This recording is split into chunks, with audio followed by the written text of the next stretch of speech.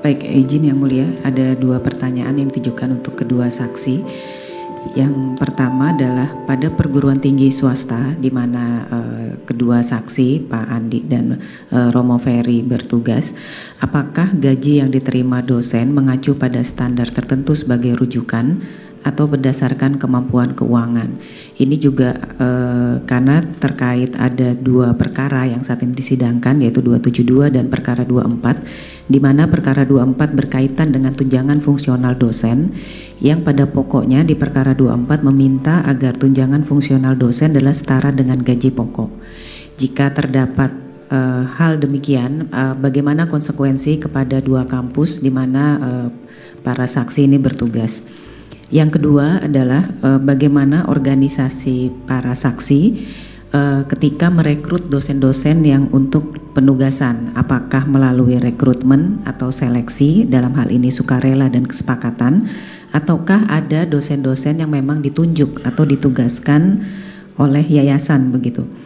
Mengingat dengan beragamnya kondisi kampus yang di bawah organisasi kedua saksi, bagaimana ketika misalnya ada organisasi yang dari kedua saksi ini ada dosen yang menolak misalnya untuk ditugaskan di kampus tertentu, atau misalnya ada dosen yang hendak berhenti bekerja karena masalah keuangan. Mungkin mohon penjelasan. Terima kasih. Pemohon 272, ada pertanyaan dari saksi? Ada, Yang Mulia. Baik, pertama untuk saksi Pak Andi Bawono, ada berapa Pak universitas di bawah Muhammadiyah yang telah memenuhi skema pembayaran utamanya gaji pokok sesuai dengan upah minimum di tiap daerahnya? Kemudian apakah ada data tentang rasio antara pendapatan universitas dengan gaji dosennya? Lalu tadi pertanyaannya sama juga seperti dari pemerintah, dari Presiden.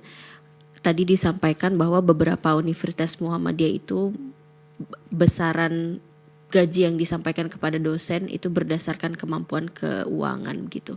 Apa yang jadi dasar rujukan peraturan perundang-undangannya bahwa pemberian gaji itu dapat disesuaikan dengan kemampuan keuangan satu organisasi atau institusi begitu? Lalu kemudian disampaikan juga bahwa karena ada kasus-kasus seperti dosen memperoleh gaji di bawah UMR, jadi mewajarkan kerja sambilan dan juga saya pikir mewajarkan bahwa pemberian upah itu di bawah UMR begitu.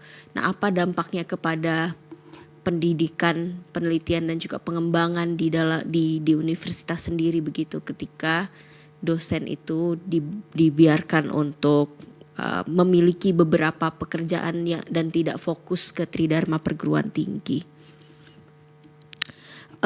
Pertanyaan untuk Pak Franciscus, kami mau bertanya tentang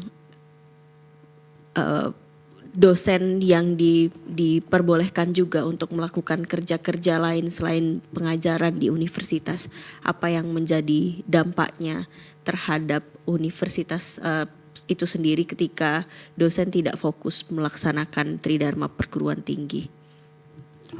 Itu dulu Yang Mulia, terima kasih. Baik, 24 silakan. Baik, terima kasih Yang Mulia. Pertanyaannya ditujukan kepada 2 saksi sekaligus. Yang pertama adalah di praktek di PTMA maupun di kampus Pak Franciscus tadi, apakah setiap kali publikasi itu kan butuh dana publikasi Pak? Ya,